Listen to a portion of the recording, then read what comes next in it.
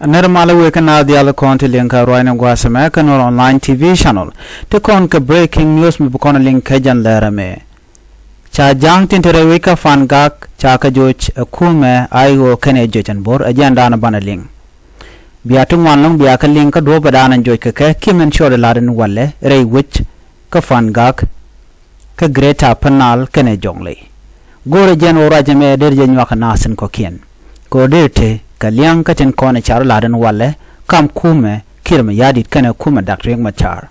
Akan kono nyamare rachme mi jirama jidit gore jen go jen der channel ma der chonga jakel der ja support and jodan baling gwasme bana jaling ka loda gwa gore jen go brod palping ka liang rwani tin content balat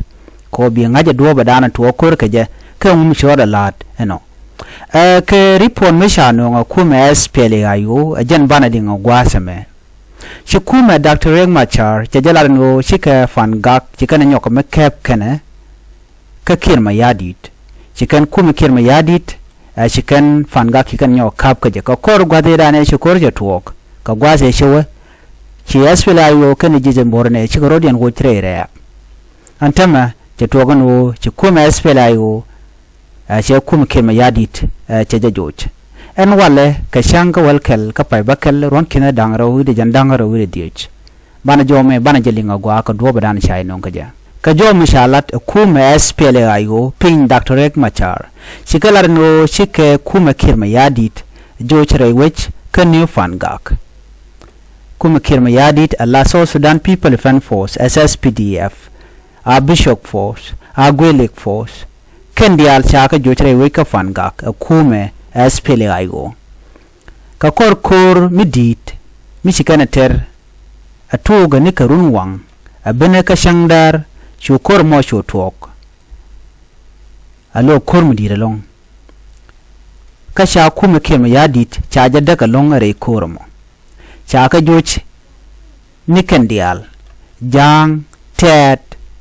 awone ka deni tila deni Uganda ko boken kare nyal ngoda cha janyan ke jang kana tet cha ka jujre wich ring ramo nike tele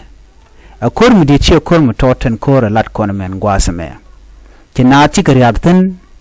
dondo ngode ukon ko niam ka liengten konen charen lat doran shakep ka jang mukon like kwide me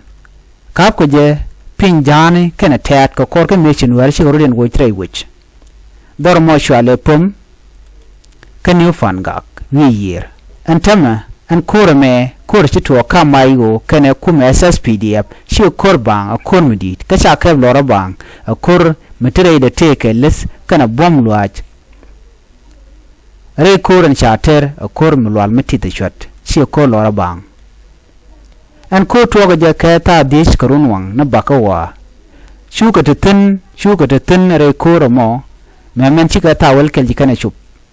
abene ka shangdar ajan gwabi dana we kuumɛ SSPDF we jangan tin re kormo chaka josh kandial kan jang ka tet ka bishop taram chi dore rag ring ram ka tele chit ka man chalar yana won cha jo me cha jala da raman la roch ka kuumɛ SPLA IO pin Dr. Reng Machar kol na lampol Gabriel je jala ngo chine pom chine kap ka chine kuumɛ kirma yadit chine joch ka pom a changa ramto mate ka pom antama pom te pin Dr. Reng Machar right corner teno kuumɛ Dr. Reng Machar tin cha kuumɛ kirma yadit cha ja joj kuumɛ kirma yadit tele mishikana lar ka do badana cha joj kare wich Major General Lure Kong ngode bide mendere lar kwijeje ko chaga tolier kana janga kel ka tet ke indi dien ke lu ameren yalaken chenyan ke chala de wonene shi kuumɛ SPLA IO she de ni kirma yadit chaka pat ka gwas dangro kan gwas to shiga ben ka jok anono kene cham ala shi ben kasos kene East Town kapum angwadamo she de kirma yadit SSPDF shaga shugai ka shuga shute ger ka do badan de kana lat kaje wan gwadamo ka shwa ka shu rot ajen podien re wich tindir shabai ke long re kur mo ka jodana chalat ke je akol na lam chala de wone ne che jejen bor ki Nuer wai ami Nuerin kon tin laga wer wade ne ga wer ke jejen bor la Nuer wai ami wa chi gorodian mat kel churen matin ke churen mat kel ke kumai go shukan jang ke tet kendial shukan karot ke pedalong gwat mi chi kurche dead ponjane kene tet jang kene tet wa len ram rode ke wore terami dier ke ngak len ram na rode wa jen pe wur ke men shale wor en manam chi tuo ke chala de shi ke jang rew dor jang kene tet kel chi garing ka do bdana wo ke malakal wa bishop militia na panken ke ken jang la golek force wa ban ken malakal ken ke wor kochi korche dit la kum ke yadit shakan dia rew kador SSPDF kan dia la bishop teleramimo mich do reak shikari len ka wor ka korche beje longon gwasmo ngai kon dia le re kuromo ken kono rach kanetin chiliu ka kwinantin kono te ka bot bana ka kul jak ka jom shala da kan gwasme an kur to ka je ne ka payra wedan won kina dangraw jandangraw de dich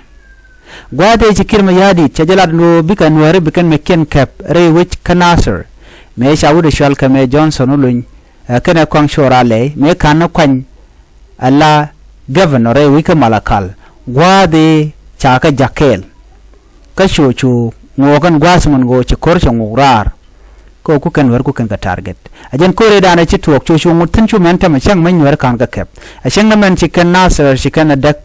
ci na ci pot kan nasir ngode tel mi ci kan lat no an gwasa mo ka ku kore dan chwa kwar ayo kwar SPLA IO chwa ka chu yen Ramadan la kwar SPLA IO Dr. Riek Machar chwa chu yen ngwadamo chwa Ramadan la Minister of Petroleum Port Kang Shol chwa de chu yen kan SPLA IO Chief of Staff Gabriel Doblam chwa de chu yen ngwasamo akan te konde sharen lat nei konde almanan la rode ana kuma kema yadi kajen gwasme go no dobadana dere kuma ayo derje dakje bartama chega nyanaka SPLA IO murai kone shikan kuma kirma yadi chikana nyonmel walantama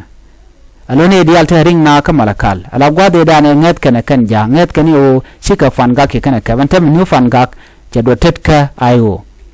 ka wana da korantam joyke koring ram ne kring ring na kamalakal biya tuki ko ken biya kale ne liyanka gwasan be ka jo dana shalat wa kuma kirma yadit ta talwang talamakaba la korsha bajalong ring ram makringde reywich bara maroda kabare medan chana tenen right ke jegna na ka social media ko skan ware wi kan kon lo tele kon lot ba tama cirek ce to kaka renal dan la nget kana cha nyan ka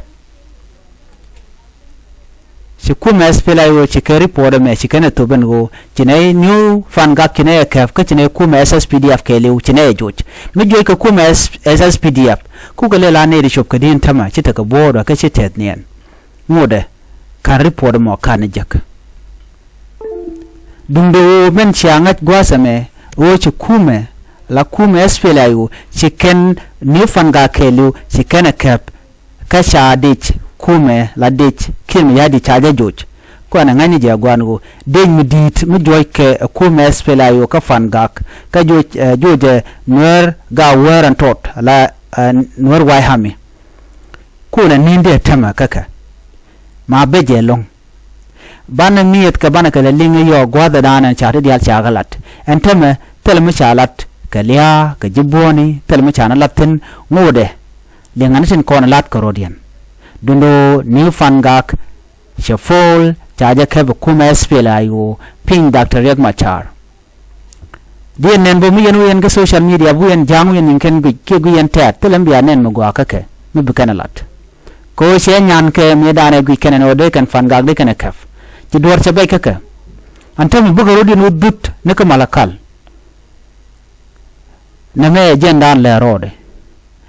anyong ngai kon mana le rode re wi kamayom ngode jatin tu den tama anyong ngai kon bu kon kana sar gwasame jatin bon kam bure be kana nerwaya mi ngoda bo jatin lenka no dong der rum kata dan len waru den gaja gwaye ban len je kala radian ba all the detail ka kwimi ci tuoga kama SPLA IO kana kuma SSPDF ba jale nong ya ka gwasan be ban nurai kona tama cha kuma SSPDF cha de joch already kan Fangak cha ga joy na gwaradian rem ya len jadwal ko gi kan ba book ko tama shi garu ya la kan ji ayo ko cha nga de no rem ya la mela wa gorna gat ci manga yana madan no kan shi ga book ka ba buri no baran tama cha wor mu wal ka ka den jo dana gor jen go de lariye ke je an ban nyoji ga le radian biya ta kamal